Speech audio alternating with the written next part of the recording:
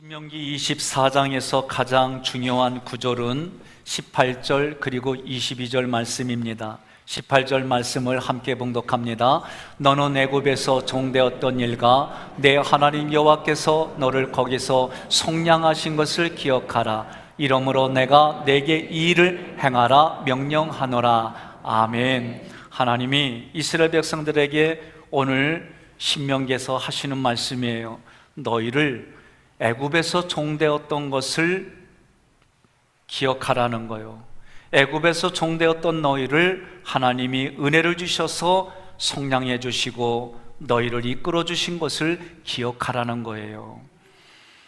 이 말씀은 24장에서 하나님이 하시는 말씀은 하나님의 은혜를 깨달아라. 하나님의 은혜를 깨달아야 되는데 출애굽한 이 세대들이 알지를 못합니다. 그러니 하나님께서 하나님의 은혜를 깨달을 수 있도록 너희가 살아가는 삶에 구체적으로 하나님의 말씀을 이렇게 적용해라, 그 얘기를 하는 거예요. 22절에서도 너는 애굽 땅에서 종되었던 것을 기억하라. 그러므로 내가 내게 이 일을 행하라 명령하노라. 아멘. 하나님께서 우리에게 은혜를 부어주시면 깨달아집니다. 죄가 무엇인지 알게 됩니다.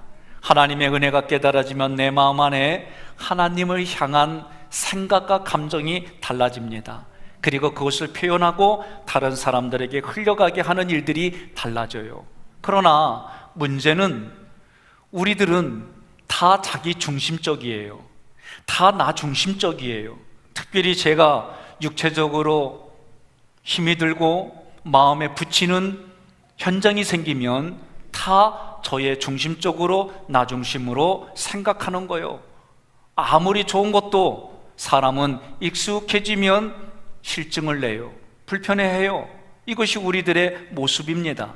그런 우리들에게 오늘 1절부터 5절까지 결혼과 신혼부부에 대하여 보호책을 기록했습니다. 오늘날 우리들의 현상은 어떤 현상입니까?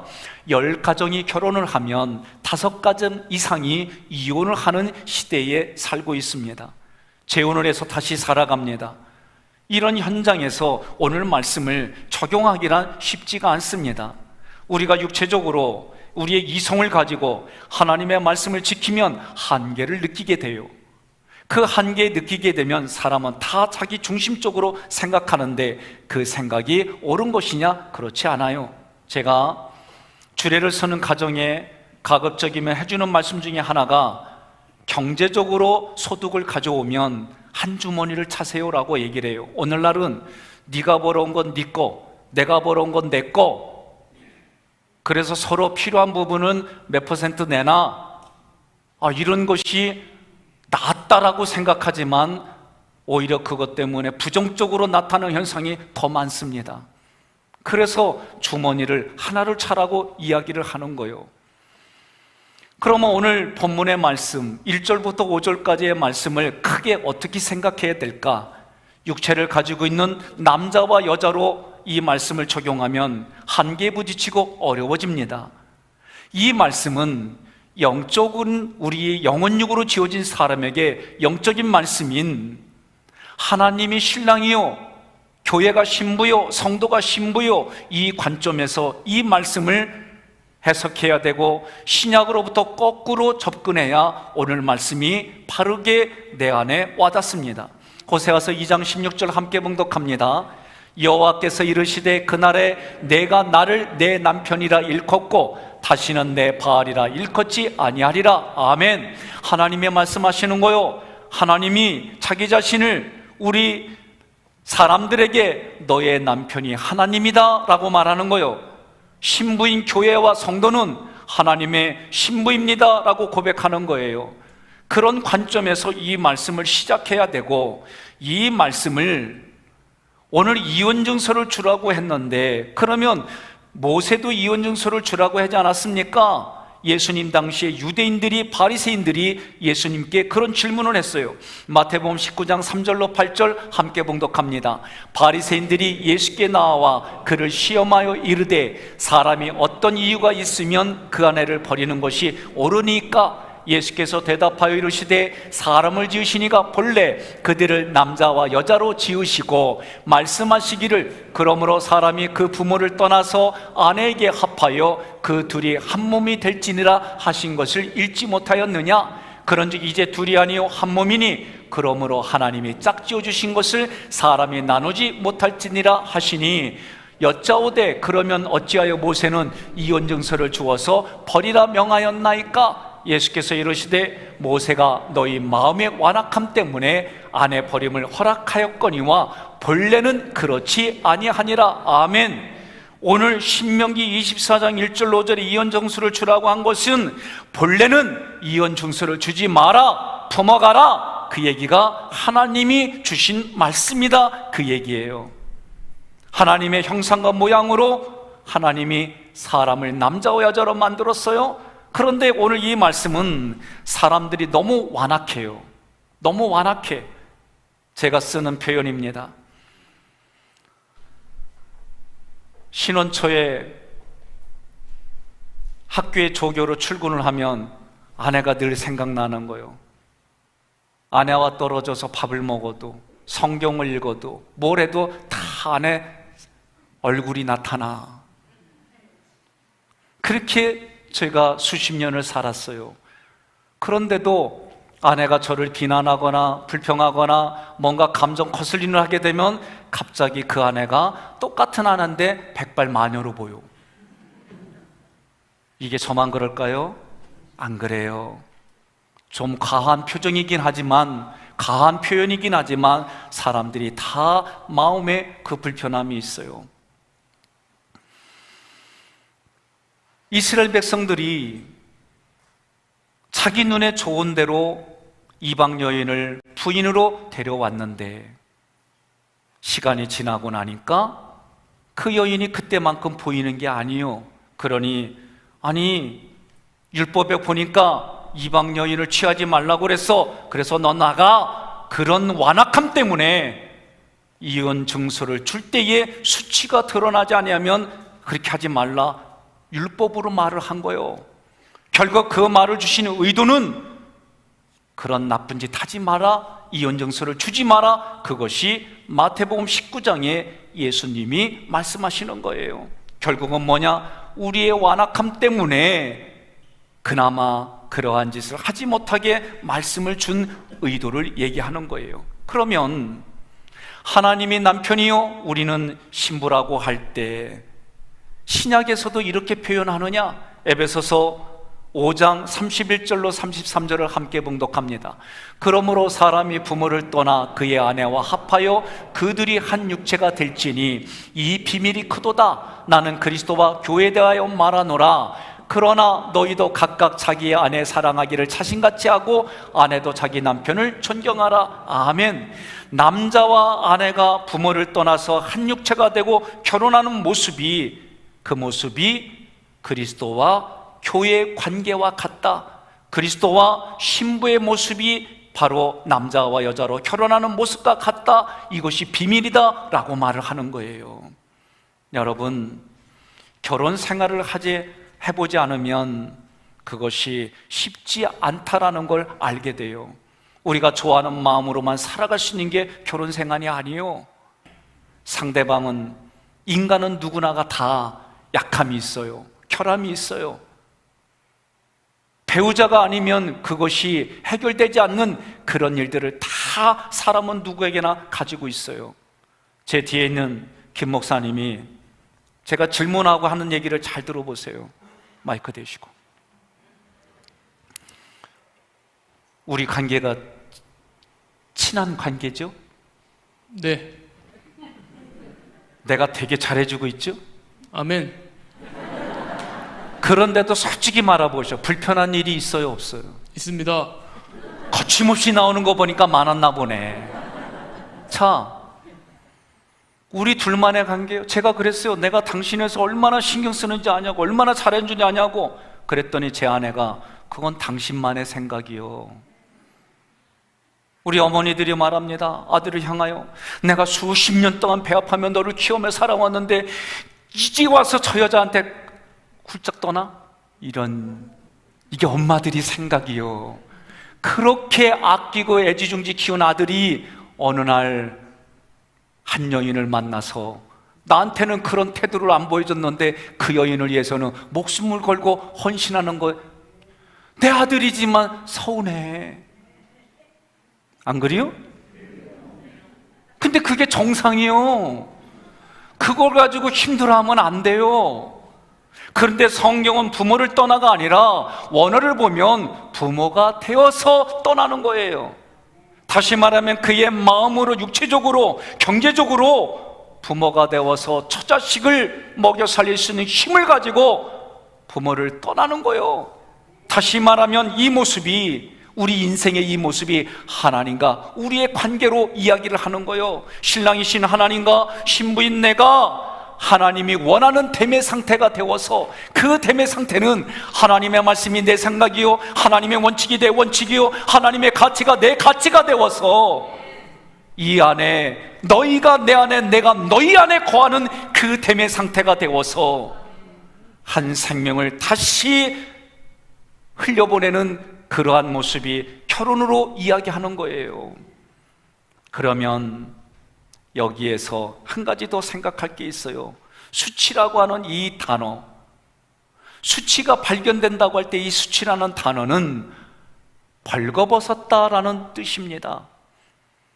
성경이 말하는 벌거벗은 게 뭘 말합니까? 신약에서는 그리스도 옷을 입어야 됩니다. 그리스도의의 옷을 입어야 됩니다. 그 얘기를 많이 해요. 창세기 2장 25절에 아담과 그의 아내 두 사람이 벌거벗었으나 부끄러워하지 아니한지라. 하나님의 형상과 모양으로 지음받았기 때문에 벌거벗었지만 부끄럽지 아니하더라. 하나님의 영광이, 하나님의 형상과 모양의 옷이 그들을 덮어주었기 때문에 그들이 행복하다는 것. 지난주에 말씀드렸습니다. 나의 죄와 허물이 용서받은 자는 행복한 자다. 나의 죄가 가리워진 자는 행복한 자다 말이요. 성경이 말씀하는 거요.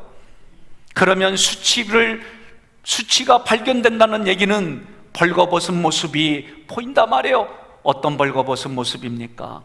나의 죄, 나의 허물을 예수 그리스도 의의 옷으로 가림을 받지 못한 상태, 덮여지지 않은 상태, 그 모습이 벌거벗은 모습이다라고 얘기를 하는 거예요. 하나님은 벌거벗은 나를 어떻게 해주셨습니까? 끝까지 품어주셨어요. 오늘 신명기 24장의 1절로 4절의 말씀도 그 내면에 흐르는 말은 예수님의 말씀하셨어요. 덮어준다는 거요, 함께 해주신다는 거요. 여러분, 예수님의 마지막 말씀이 뭡니까? 내가 너와 함께 하리라. 내가 너와 세상 끝날까지 함께하리라. 하나님이 이스라엘 백성을 애굽에서, 종살이하는 애굽에서 그들을 건져낼 때에 내가 너희와 함께하리라. 어디에서? 성막에서. 그 성막에서 내가 너와 함께하며 그곳에서 내가 너와 만나고 얘기하리라. 이것이 하나님이 우리에게 애시당초부터 주신 말씀이에요. 이 말씀을 가지고 오늘 성경을 봐야 되는 거예요. 그 수치가 발견될 때 예수님은 어떻게 하셨어요? 하나님은 어떻게 하셨습니까? 그리스도의 옷을 주셨어요. 의의 옷을 주셨어요. 십자가의 옷을 주셨어요. 그래서 우리의 수치를 가려주신 거예요. 이것이 하나님의 사랑이요. 이 마음을 호세아 선지서, 이 성경을 통해 하나님의 마음을 주신 거예요. 호세아 선지자에게는 아내가 하나 있습니다. 이름은 고멜입니다. 그런데 이 여인이 눈만 뜨면 세상에 나아가는 거예요. 남편이신 하나님을 멀리하고 세상을 좋아하고 세상을 즐기는 거예요. 그러다 종이 됐어요. 그때 그 여인을 다시 은30에 그 여인을 데리고 오는 거예요. 이것이 호세아서에 쓰여진 내용이에요. 그 모습이 신약의 예수님이 우리의 죄 때문에 은30을 주시고 우리를 죄에서 속량해 주신 거예요. 그 얘기가 오늘 신명기 24장 1절로 4절의 말씀으로 우리는 접근해야 되는 거예요. 자, 하나님과 결혼한 인간의 그 관계를 보면 문제는 늘 우리의 문제예요. 하나님은 어떤 분입니까? 성경이 말하기를 하나님은 사랑이시다, 하나님은 사랑이시다라고 얘기를 하는 거예요. 저도 내면에 내가 넉넉하게 품어야지 그러다가도 육신이 고달퍼지고 마음이 불편해지면 이 한계가 드러나요. 그래서 하기 싫어요. 말하기가 싫어요. 피하고 싶어요. 나만 그러는가 봐요. 여러분들은 어떠십니까? 아무리 가까운 사이일지라도 마음이 극도로 불편해지면 만나기 싫어지고 말하기 싫어지고 피하고 싶고, 이게 우리들 모습이요. 그런데 그런 모습들을 자꾸 누르기만 하고 무의식으로 집어넣기만 하면 언젠가는 그것이 터져서 밖으로 폭력이 되어지고 내 안에 내면으로 폭력이 되어져서 우울증으로 앓고 살아가는 것이 오늘날 과학이 발달한 이 시대에 나타나는 현상들인 거예요. 제가 다시 가짜 감정이란 책을 읽어요. 여러분들도 가짜 감정이란 책을 한번 읽어보세요. 많은 도움이 될 겁니다. 많은 사람들이 그 내면의 문제를 해결하지 못해요. 여러분 한번 생각해 보십시오. 하나님은 사랑이십니다. 그 사랑이 나에게 부어져야 내가 한계를 느끼고 그 한계에서 뛰어넘을 수 있는 힘이 되지, 사람의 내면에서는 결코 선한 일들이 올라오지 않습니다. 하나님 편에서는 사랑이 식거나 변질되지 않았습니다. 음행하는 그 여인을 끝까지 품어주는 하나님의 은혜가 오늘 여러분과 제가 믿는 하나님이십니다. 그 수치를 드러냈을 때 남편이신 하나님은 어떻게 우리를 받아주었느냐?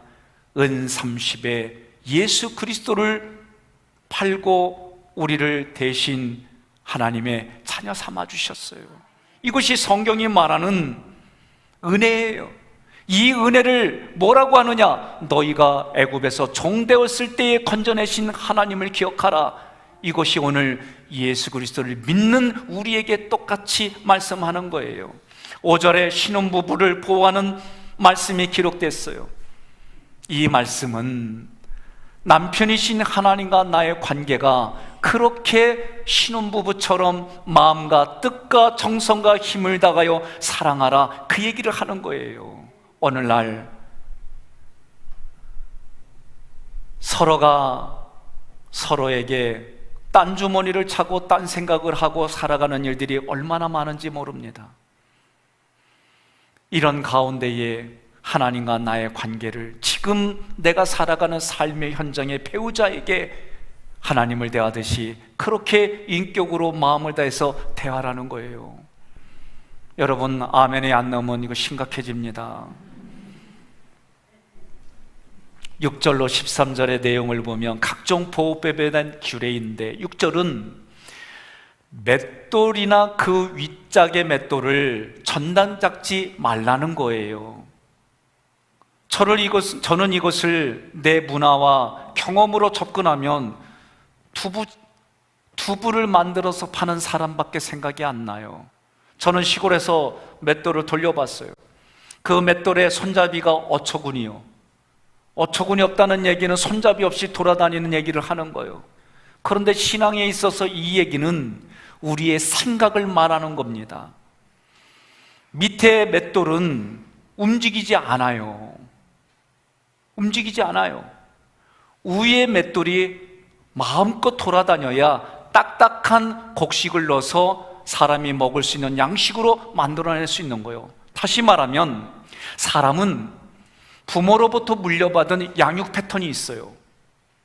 완전주의라고 하는 성향이 있어요. 완전주의의 특징은 뭐냐? 이 생각이 옳고 그름으로만 살아가는 거예요. 여러분, 저는 이렇게 수십 년을 살아왔어요. 그래서 시조를 읽으면 마음에 와닿는 것이 생육신, 사육신, 충성하는 사람들의 그런 시를 좋아했어요. 이 몸이 죽어주고 100번 굳혀주고 이명한 일편단심이야 가실줄이 있으랴, 나 홀로 낙낙장성되리라, 뭐 이런 단어들, 사군자, 막 이런 게 되게 좋았어요. 여러분, 사람을 옳고 그름으로만 볼 수 있습니까? 옳고 그름으로만 만나면 그런 일들이 생길 때마다 불편하고 두렵고 염려되고 사람이 갈등거리는 일들이 대부분의 삶이 될 수밖에 없어요.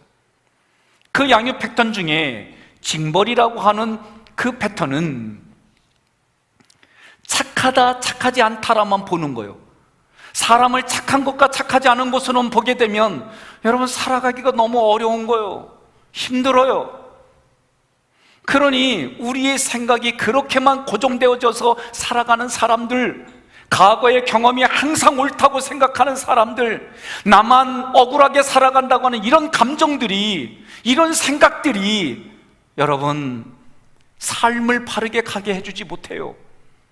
아픈 거요. 그래서 여러분 가짜 감정이란 책을 한번 읽어보시면 조금 마음에 숨통이 트일 거예요. 그러면 오늘 성경에서 이 6절에 맷돌을 이야기하는 것은 무엇이냐? 다시 말하면 우리의 생각이 부드러워야 된다는 거예요. 우리의 생각이 부드러워야 하나님의 말씀이 내 안에 쉽게 들어오는 거예요. 우리 마음에는 생각과 감정이 있어요. 이 생각과 감정을 기경하는 일, 다시 말하면 감정은 내가 내 감정을 입술로 표현하기만 해도 내 감정은 어루만져지는 거예요. 생각은 그 생각이 항상 옳은 게 아니다. 내가 생각하는 이 생각이 항상 옳은 건 아니다. 이 생각만 가져도 마음의 생각이 부드러워지는 거예요. 여러분, 우의 맷돌이 자유롭게 돌아가는 것처럼 우리의 생각이 다양한 관점을 인정해 줘야만 하나님의 말씀이 쉽게 내 안에 들어오는 거예요. 다시 말하면 그래서 성경은 단단한 음식을 먹을 수 있다, 그것이 성숙한 모습이다 라고 하는 얘기는 결국은 우리의 생각과 감정이 하나님의 말씀으로 다루어져야만 그 일이 가능한 거예요. 맷돌이나 그 윗장을 전당 잡히면 맷돌을 활용하지 못하는 거요. 다시 말하면 나의 생각과 감정을 다른 관점에서 만지고 인정해 줘야만 여러분 그것이 오늘 말씀이 말하는 의도가 되는 거예요. 사람은 누구나가 자기의 선악의 개념을 가지고 있어요. 누구나 다 과거의 경험을 가지고 지금을 살아가요. 그것이 항상 옳다라고 하는 내 생각을 내려놓는 거예요. 우리 각자의 마음의 생각과 감정이 회복이 되어지면, 하나님의 말씀이 내 안에 기록이 되어지고 그 말씀이 내 생각이 되고 가치관이 되어지고 원칙이 되어지면 하나님의 말씀들이 내 안에서 물과 같이 흘러가 내 육체에 비해서 다른 사람의 그 줄인 영혼을 시원하게 갈급한 영혼을 해갈시켜주는 은혜가 흘러가는 줄 믿습니다. 그러므로 나의 고정관념, 내가 내 안에 가지고 있는 그런 경험들을 여러분 말씀 안에서 내려놓으시기를 바랍니다. 7절에 사람을 유인하여 종으로 삼거나 판 사람은 죽여서 악을 제할지니라, 이 말씀은 사람은 누구나가 다 자기의 유익을 위해서 살아요. 그러나 자기의 유익을 위해서 다른 사람을 이용하지 말라는 거예요. 7절의 말씀의 핵심은 결국은 나를 부인하여 생명 살리는 일에 애써라, 그 얘기예요. 8절부터 9절의 말씀은 나병에 대해서 말씀합니다. 제사장들이 너희에게 가르치는 대로 내가 힘써 다 지켜 행하라는 거예요. 여러분, 구약에서 모세가 이스라엘 백성을 애굽에서 이끌어낼 때에 누이 미리암이 모세를 거역하고 불평합니다. 그 결과 그에게 나병이 생겼어요. 나병은 전염병이라 격리시킵니다. 진 밖에 7일 동안 있다가 그를 들여보내라는 거예요. 7이라는 수는 하나님 앞에 완전수로 그가 깨끗해진 것을 말하는 거예요. 결국 나병이라고 하는 것은 불평, 불만, 비난, 비평하는 모습이에요. 이런 모습이 누구 한 사람이 그 마음에서 일어나서 퍼지기 시작하면 순식간에 퍼지는 것이 나병과 같다, 그렇게 얘기를 하는 거예요. 그래서 따라하겠습니다. 비비부불하지 말고 용감미인 대칭하자. 여러 번 얘기했죠? 비난하고 비평하고 부정적인 말, 불평하는 말 하지 말고 영감, 용서하고 감사하고 미인, 미안합니다 인정하고 대칭, 대접하고 칭찬하고 격려하는 삶을 살자는 거예요. 레위기 13장 2절에 몸에 나병이 생기면 제사장에게 가서 진찰을 받으라는 거예요. 무슨 말입니까? 본인은 병이 걸렸는지 알 수가 없어요. 그러니 본인이 병이 걸렸다면 그 병을 진단할 수 있는 사람이 필요한 거예요. 구약에 다윗이 자기의 부하 장수 우리아가 있어요. 이 남자의 아내를 자기가 취했어요. 그리고 이것을 감쪽같이 속이기 위해서 전쟁터에서 우리아를 죽이게 만듭니다. 누가 봐도 아무도 모르는 거예요. 자기는 이게 옳다라고 생각하고 살았어요. 하나님이 나단 선지자를 보내는 거예요. 나단 선지자가 양의 비유를 들어서 다윗의 죄를 지적합니다. 그때 다윗이 회개하고 돌아섰습니다. 이처럼 내가 죄악의 문둥병에 걸렸다는 걸 인지하지 못하는 나에게 하나님이 제사장을 통해 그 죄악의 병든 것을 가르쳐주고 회복시켜 주시는 하나님의 은혜가 오늘 성경에 기록되어져 있는 거예요. 10절부터 13절에 가난한 자들에 대한 보호책을 기록했습니다. 전당을 잡히고 양식을 구하는 자들은 가난한 자들이에요. 그들에게 전당 잡힌 물품을 돌려주라는 거예요.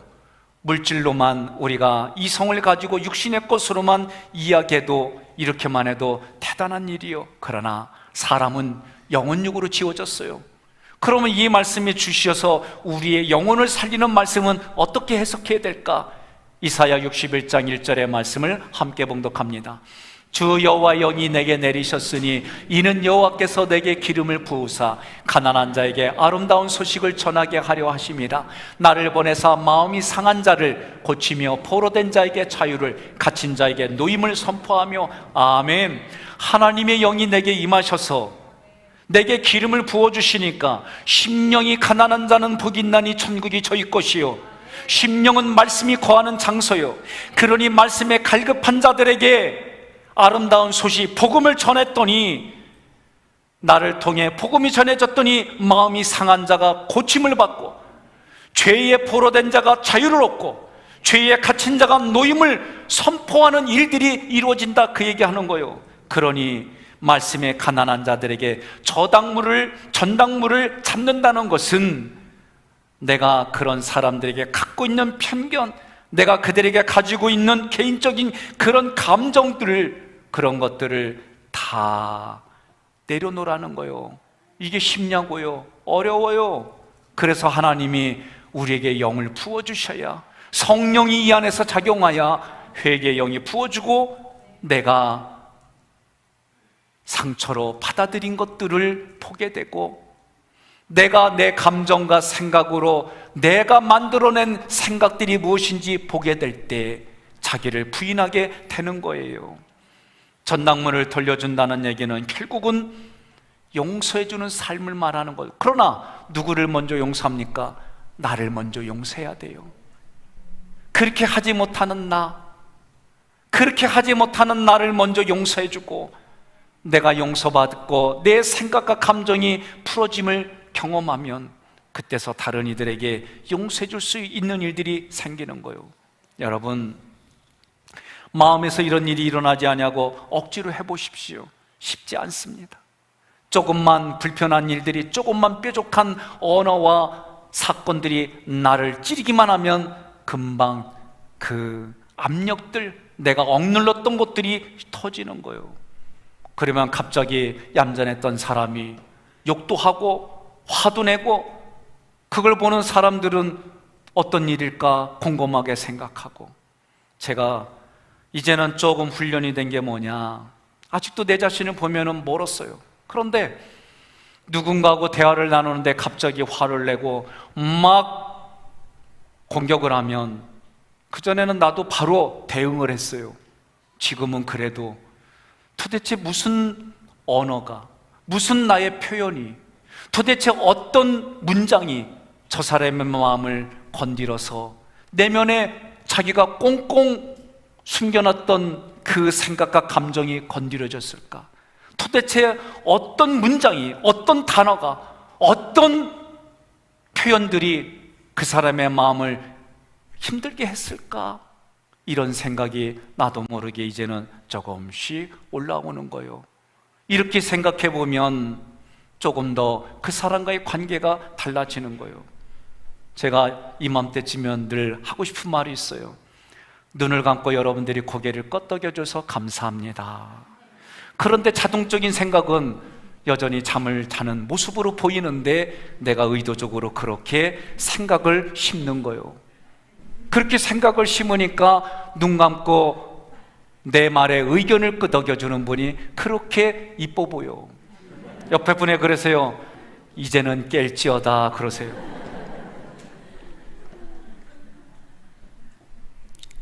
여러분과 제가 오늘도 구약에서도 예수 그리스도의 은혜가 오늘 여러분과 제가 살아가는 삶의 현장에 다 다르지만 그 현장에서 예수님을 또 생각하고 기억하십시오. 자꾸 생각하십시오. 그런 것밖에 없어요. 그래서 성경은 지난날에 너를 구원해 주신 하나님을 기억하라. 애굽에서 너희를 구원해 주신 하나님을 기억하라. 너희를 속량하신 하나님을 기억하라.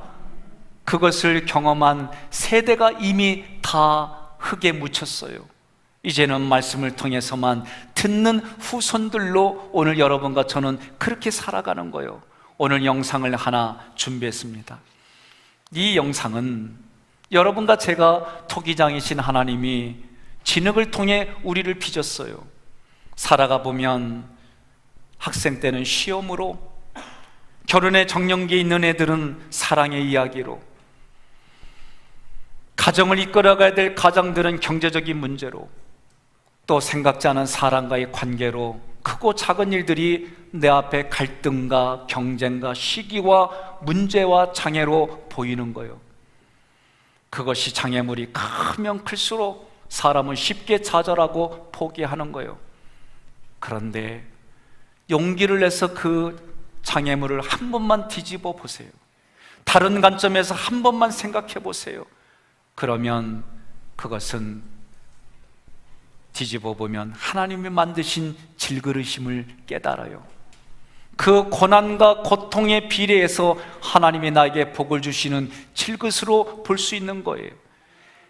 뒤집어 보면 장애가 크면 클수록 질그릇이 커지는 그 현상 속에 나의 주인으로 오신 예수 그리스도 때문에 그 안에 내가 담을 수 없는 한계를 뛰어넘어 담게 해주시는 하나님의 은혜가 있음을 깨달으시고 기억하시기를 바랍니다.